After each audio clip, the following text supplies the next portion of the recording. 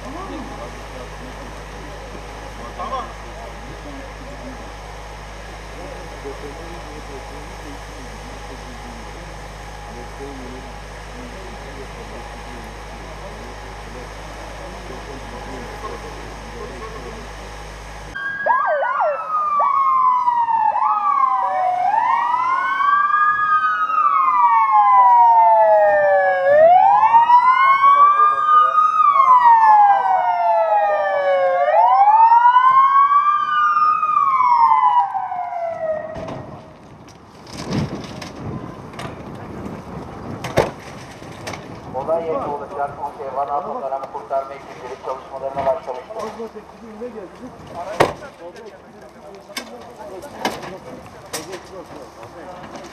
Umke ekipleri araç içinde çıkan vatandaşımıza araç içinde tüplü müracaatinde yapmaya başlamıştır. Destek kapatmayalım abi, destek. Bir tane destek. Maysa, Yapılan müdahalede araban burada dur. yaralı vatandaşımızdan Ülkeme gelsin abi. tedbiri katılmıştır. Neden yani? Şimdi yapalım ki yok. Ömer. Zaman yolu bekliyor.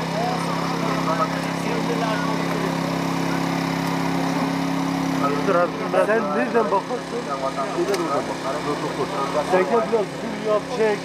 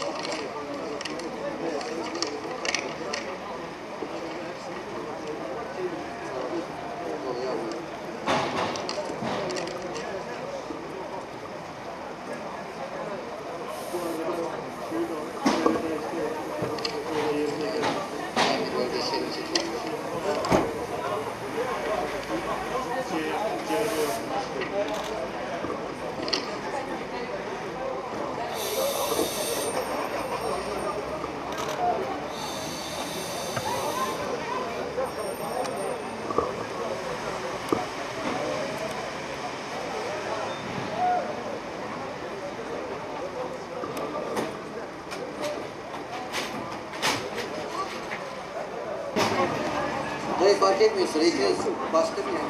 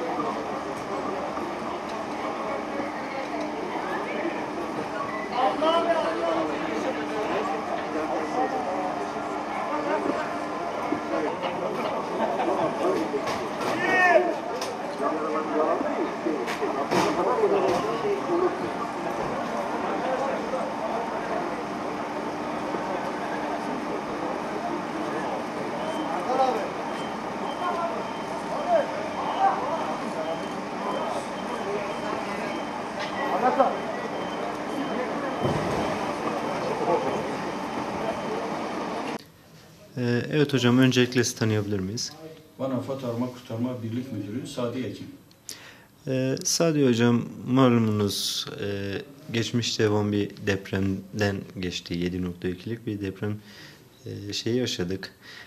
Buradaki özellikle Van'da asıl görev siz AFAD Arama Kurtarma ekibine düşüyordu. O dönemki çalışmalarınızdan özellikle bize bilgiler verebilir misiniz? Tabii ki. Şimdi deprem olduğu zaman haliyle hafta sonu, pazar günü deprem meydana geldi, ilk deprem.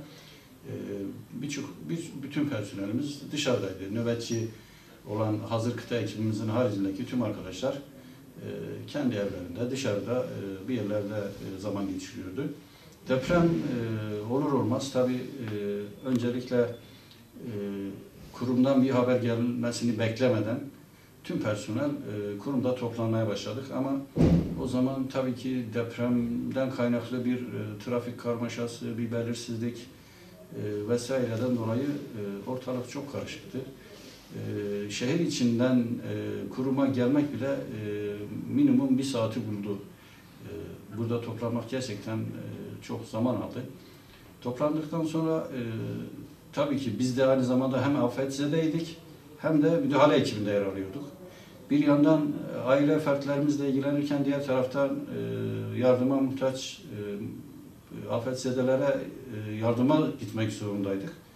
Bu süreçte tabii ki işimizin gereği ailelerimizin güvende olduğundan emin olur olmaz anında ihbar yapılan, yıkıma uğramış yerlerde müdahale için en kısa sürede olay yerine vardık.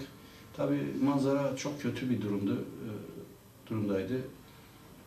Yıkılan binalar, ulaşılamayan köyler, haberler o anda ister istemez haberleşme ağı da çok iyi çalışmamaya başladı.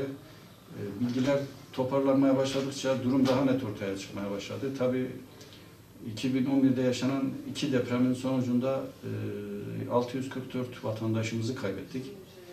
Bu depremde yaptığımız çalışmalar tabii ki bize, personelimize bir acı yaşatırken aynı zamanda tecrübe de kazandırdı. Depreme uğramış, hasara uğramış binalardaki çalışma teknikleri, işin zorluğu, eğitim alanında yapılan çalışmalarla gerçekten yaşanmış bir olayda yapılan çalışmalar arasındaki farkı biz daha iyi gördük. Ama çok büyük bir başarı yakaladık biz depremde. Depremde yapılan arama kurtarma çalışmalarında enkaz altından çıkarılan canlı insan sayısında nüfusa oranladığımızda ya da enkaza uğramış, enkaz altında kalan, afete uğramış kişilere oranladığımızda çok büyük bir başarı yakaladık.